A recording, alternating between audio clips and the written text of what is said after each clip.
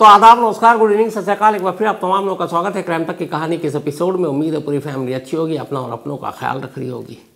आज डीएनए के बिना कोई भी क्राइम का केस सॉल्व करना लगभग नामुमकिन है। डीएनए एक ऐसा हथियार है जिसके दम पर कोई भी दुनिया की अदालत उसे झुठला नहीं सकती, और ऐसे में मुजरिमों का बचना लगभग नामुमकिन है। मतलब डीएनए एक तरह से पुलिस के लिए, इन्वेस्टिगेटिव एजेंसी के लिए, कानून के लिए, अदालत के लिए वो हथियार है जो पहले मुजरिम बच जाया करते थे, अब ऐसा होता नहीं है। लेकिन सोचिए कि जब डीएनए नया नया आया या डीएनए की दुनिया में शुरुआत हुई, बहुत सारे देश अब भी पीछे थे, और उस वक्त अगर कोई पुलिस अफसर कोर्ट में खड़ा हो और कहे कि साहब ये रहा डीएनए की रिपोर्ट और इस डीएनए के आधार पर ये कातिल है, ये रेपिस्ट है, और सामने वाले वकील, कोर्ट, जज या सीनियर खुद पुलिस अफसर भी, उन्हें पता ही नहीं होगा यार ये क्या डीएनए है। वो तो कहेंगे चाकू पे उसकी उंगलियों के निशान थे कि नहीं थे, वो रेपिस्ट है, उसके सीमन का मैच किया कि नहीं किया, या कोई और चश्मदीद है कि नहीं है। अब यहाँ एक ऐसा केस जिसमें कोई आई विटनेस नहीं, कोई चश्मदीद नहीं, और लाश के नाम पर भी 10 हड्डियाँ, और अदालत में ये मुकदमा करीब 34-36 साल पुरानी बात कर रहा हूँ, और जज पूछ रहे हैं कि ये बताओ ये 10 हड्डियाँ सच में उसी की है जिसकी आप बात कर रहे हो, और ये कातिल वही है, मारा है, क्या सबूत है। और सबसे पहले तो साबित करो कि मरने वाली वही है, क्योंकि मैं हड्डियों से कैसे किसी इंसान का नाम और उसकी पहचान बता सकता हूँ।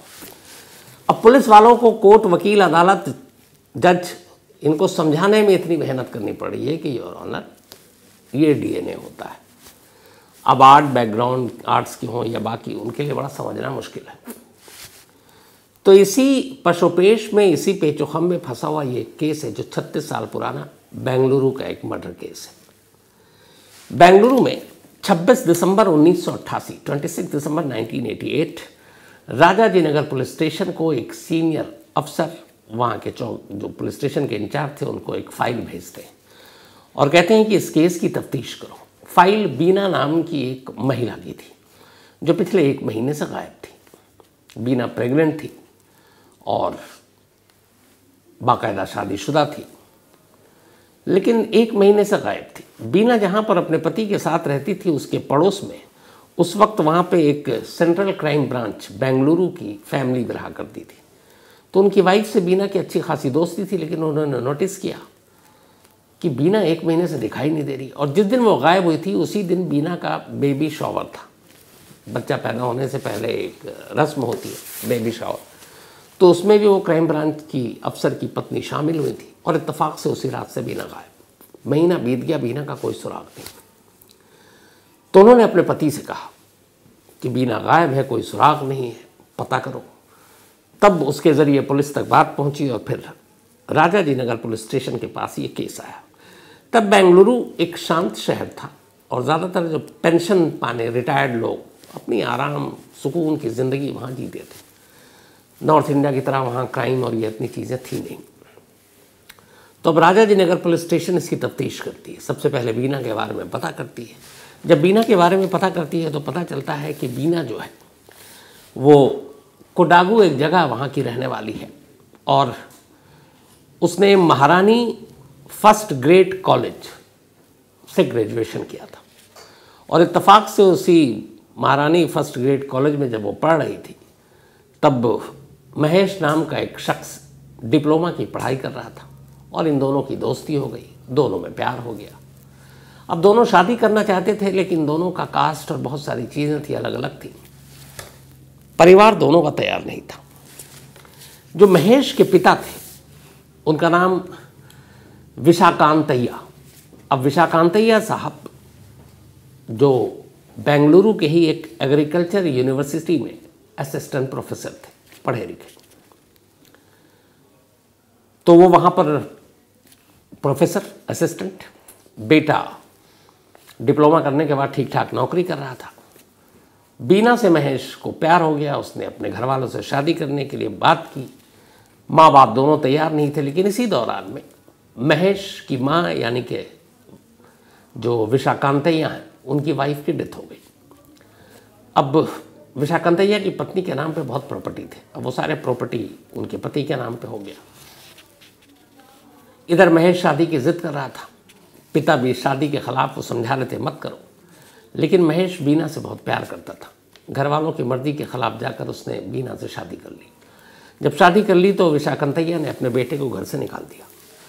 अब इन दोनों ने अलग एक किराए पे घर लिया और वहीं अपनी शादीशुदा जिंदगी की शुरुआत की। इधर शादी के बावजूद विशाखंतैया लगातार महेश पर दबाव डाल रहे थे कि वो अपनी पत्नी को छोड़ दे और वापस आ जाए। धीरे धीरे वक्त बीता। बीना अब 7 महीने की प्रेग्नेंट थी।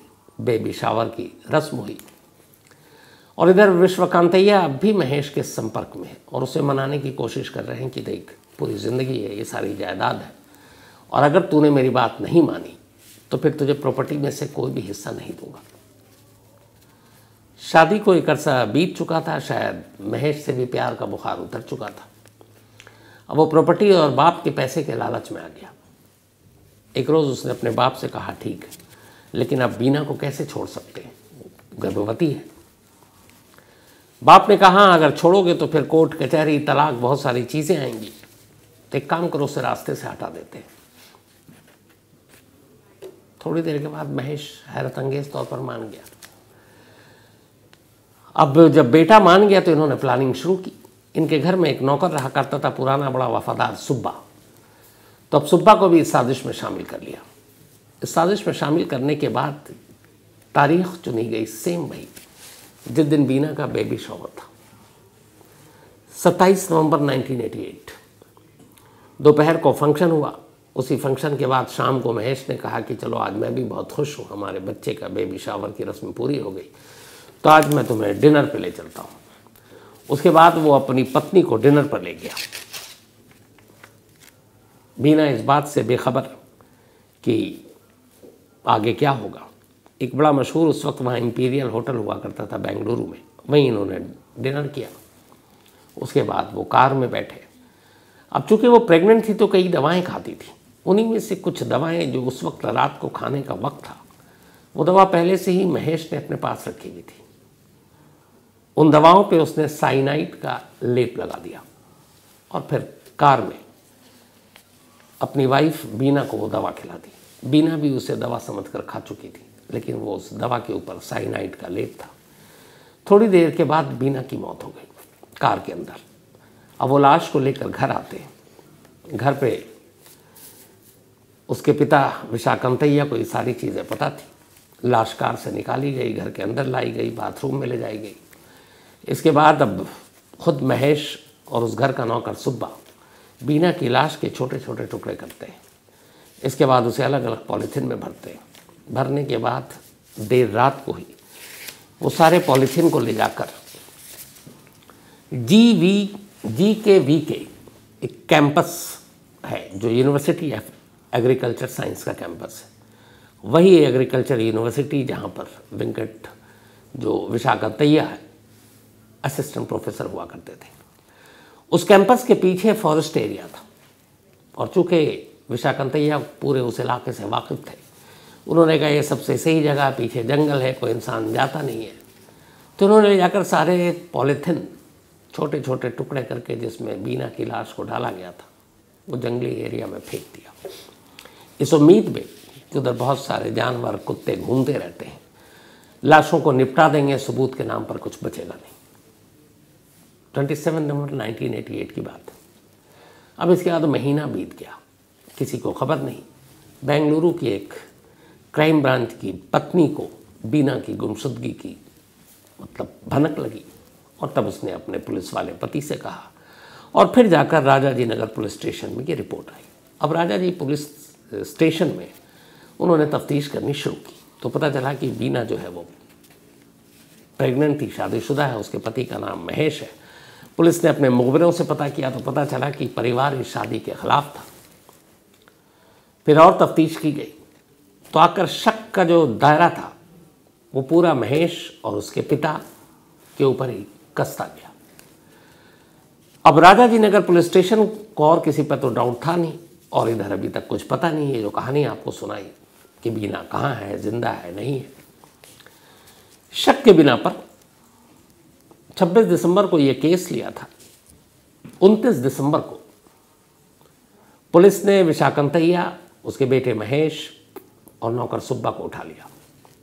उठाने के बाद अब लंबी पूछताछ हुई, लेकिन वो तीनों घाक कुछ बताने को तैयार नहीं। उन्होंने कहा कि वो कहीं बातचीत में गुस्से में घर छोड़कर चली गई, हमने ढूंढा। उसने कहा भाई अपने रिपोर्ट क्यों नहीं लिखाई, वो बताते गए। फिर उस राजाजी नगर पुलिस स्टेशन के एक पुलिस वाले को पता था कि ये जो प्रोफेसर साहब हैं, ये जो पढ़े लिखे लोग हैं, पुलिस में बड़ा एक अजीब सा सोच होती है कि जो बड़े सोफिस्टिकेटेड लोग होते हैं, पढ़े लिखे अच्छे पदों पर, ये बड़े कमज़ोर भी होते हैं। तो वो शायद पिटाई से भी जल्दी टूट जाते हैं, या अगर उनकी बेइज्जती करो तो जल्दी टूट जाते हैं। मैं आपको प्रैक्टिकल बात बता रहा हूँ, मैंने ऐसे बहुत केस देखे हैं। तो उनको अगर सपोज़ टॉर्चर तो अलग चीज़ है, अगर आपने उनको गाली भी देना शुरू कर दिया ना, तो फिर वो बर्दाश्त नहीं कर पाते।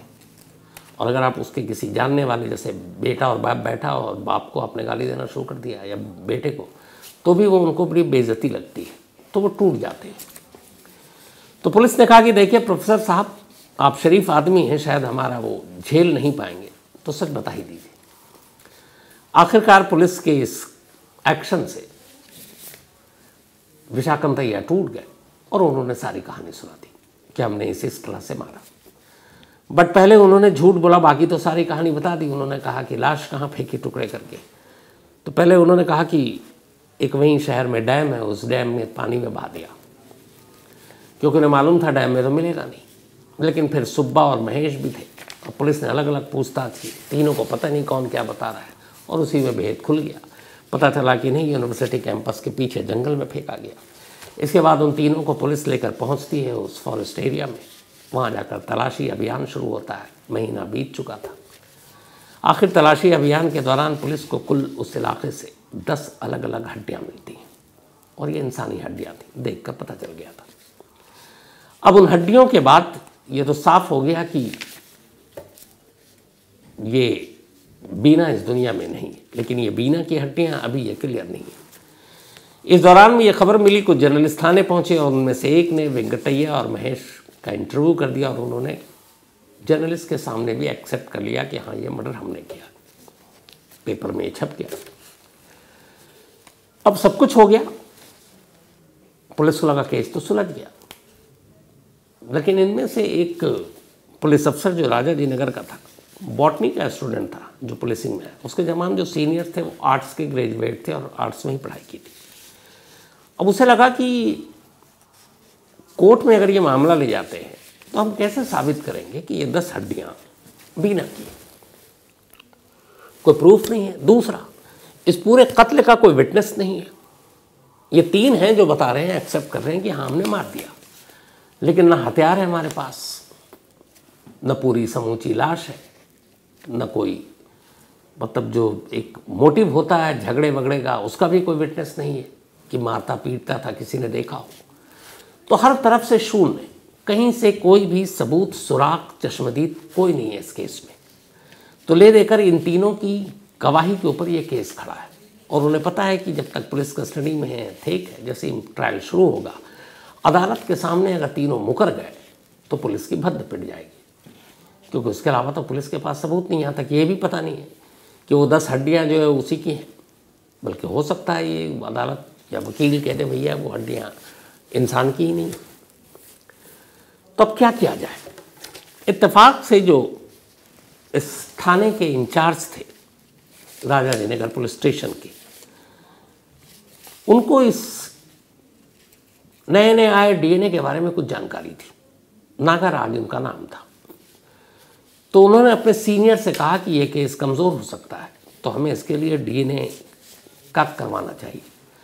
अब उनकी नागाराज की परेशानी है कि जो सीनियर ने पूछा कि ये क्या भला है, डीएनए वीएनए क्या होता है, अरे तुम कोर्ट में सबूत पेश करो, गवाह पेश करो। तो उन्होंने कहा भैया इस केस में तो कुछ भी है ही नहीं, क्या पेश करूँ?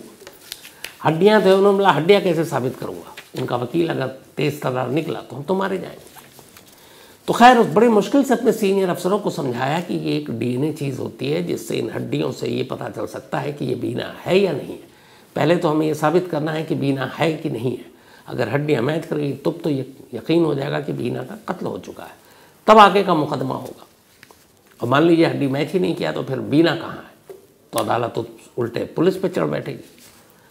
सीनियर अफसरों ने कहा ठीक है, तुम्हें जो बेस्ट लगता है करो। इत्तेफाक से जब ये केस पे काम चल रहा था उसी वक्त चेन्नई में एक इंटरनेशनल सेमिनार ऑन डीएनए ये चल रहा था और इसमें बहुत सारे विदेशों के एक्सपर्ट्स आए हुए थे।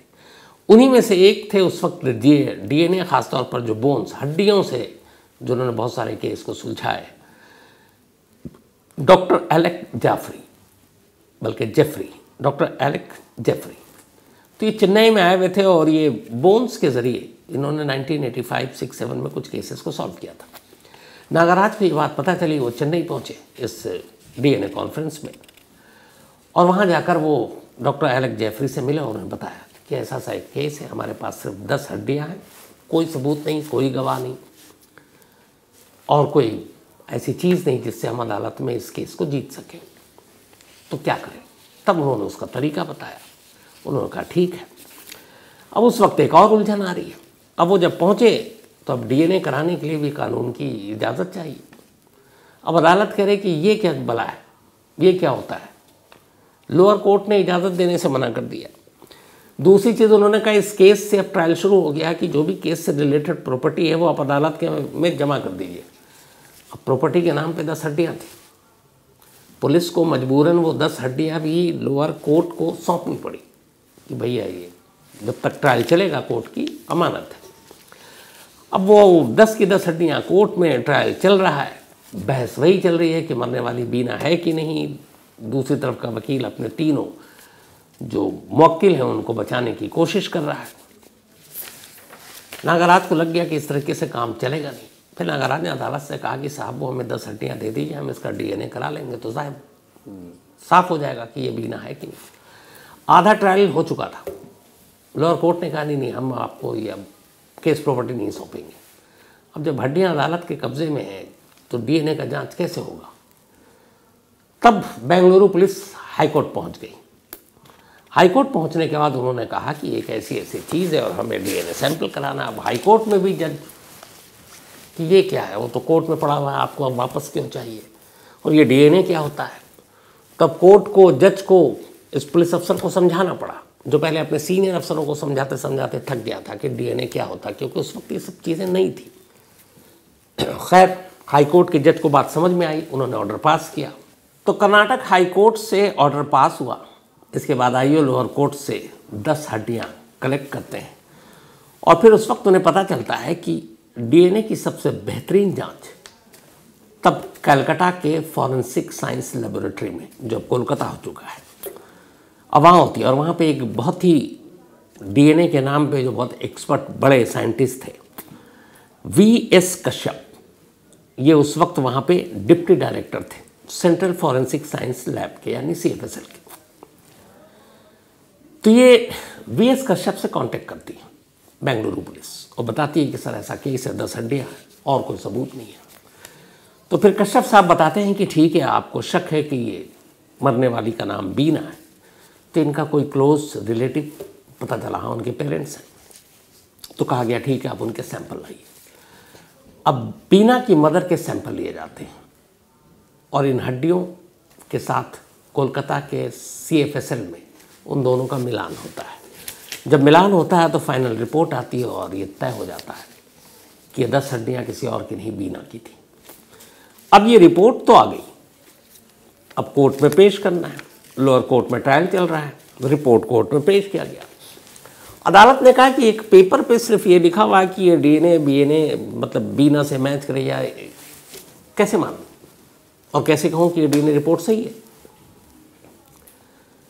अब पुलिस वालों को जितनी समझ थी वो समझा रहा है, जज साहब कन्विंस नहीं है। क्या करें। फिर पुलिस अफसर ने कहा कि ठीक है सर, ये डीएनए का कैसे होता है कि इंसान के डीएनए दूसरे से कैसे मैच कर सकती है, इसके लिए आपको एक्सपर्ट ही समझा सकते हैं। तो फिर फॉरेंसिक लैब के एक्सपर्ट्स कोर्ट में बुलाने की इजाज़त दी गई, जज साहब ने दे दिया। अब कोलकाता जो सेंट्रल फॉरेंसिक लैब, उसके डिप्टी डायरेक्टर साहब पहुंचते हैं, अदालत के सामने खड़े होते हैं, बताते हैं कि ये रिपोर्ट उन्हीं की है। अब जज साहब उनसे पूछते हैं, फिर वो उन्हें बारीकियां बताते हैं कि कैसे डीएनए, फिर उन्हें वर्ल्ड के बड़े बड़े कुछ केसेस के बारे में बताते हैं, साइंटिस्ट के बारे में। फिर ये कहते हैं कि कैसे एक इंसान का डीएनए सिर्फ उसकी फैमिली से मिल सकता है, जिनके साथ ब्लड रिलेशन हो, और ये पूरी फैमिली ट्री बन सकती है। जिस तरीके से उन्होंने समझाया, जज साहब कन्विंस हो गए। और फिर ये पहला केस था उस वक्त बेंगलुरु में, जिसका फैसला सिर्फ डीएनए रिपोर्ट के आधार पर सामने आया। कोर्ट ने उस डीएनए रिपोर्ट को सामने रखते हुए ये मान लिया कि बीना का कत्ल हो चुका है, और ये मान लिया कि इसके कातिल कोई और नहीं बल्कि विशाकंतैया, उनका बेटा महेश और उनका नौकर सुब्बा। इसके बाद अगस्त 1993 में ये केस था 88 का। 5 साल के बाद लोअर कोर्ट ने बेंगलुरु के फैसला सुनाया, और इस मामले में जो नौकर था सुब्बा, चूँकि कत्ल के वक्त वो साथ नहीं था, उसके खिलाफ कोई पुख्ता सबूत भी नहीं था, तो सुब्बा को बरी कर दिया, लेकिन बाप और बेटे को उम्र कैद की सज़ा सुना दी। अब दोनों जेल पहुंच गए। उसके बाद इन्होंने हाई कोर्ट में इस फैसले को चैलेंज किया, लेकिन जेल में रहने के 6 साल के बाद ही 1999 में विशाकंतैया की दिल का दौरा पड़ने से मौत हो गई। बाद में अब अकेला महेश बचा। महेश हाई कोर्ट पहुंचा, और हाई कोर्ट ने अकेले डीएनए के आधार पर, बाकायदा उसका जजमेंट भी बहुत वो था कि अदालत ने डीएनए की रिपोर्ट तो मान ली कि ये बीना है मरने वाली, लेकिन महेश ही बीना का कातिल है, इसको लेकर हाई कोर्ट कन्विंस नहीं थी, कर्नाटक हाई कोर्ट।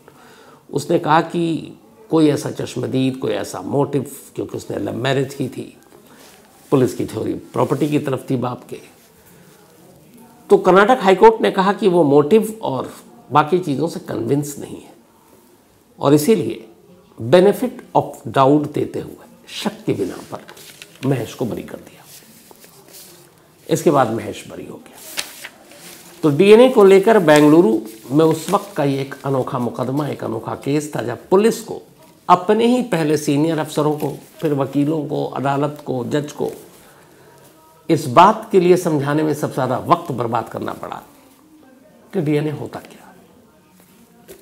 आज शायद हर पुलिस वाला डीएनए को बेहतरीन तरीके से जानता है, और यही वो केस है। इसके बाद फिर अदालत ने, कर्नाटक हाई कोर्ट ने कहा था कि हर पुलिस इलाके में अलग अलग लोग, पुलिस को भी फॉरेंसिक्स जो की टीम होती है, एक्सपर्ट होते हैं, वो पुलिस वालों को ट्रेनिंग दें, फॉरेंसिक साइंस की, डीएनए की, बाकी चीज़ों की। तो उसके बाद ये हुआ था कि तमाम पुलिस वालों को इन चीज़ों की ट्रेनिंग दी जानी चाहिए, जो आज भी जारी है। तो ये थी आज की कहानी। कहानी ख़त्म करो उससे पहले वही अपना सिलसिला। आज नीतीश वालिया, इनका बर्थडे है, तो हैप्पी बर्थडे नीतीश। और ये भेजा अमित सिंह ने है।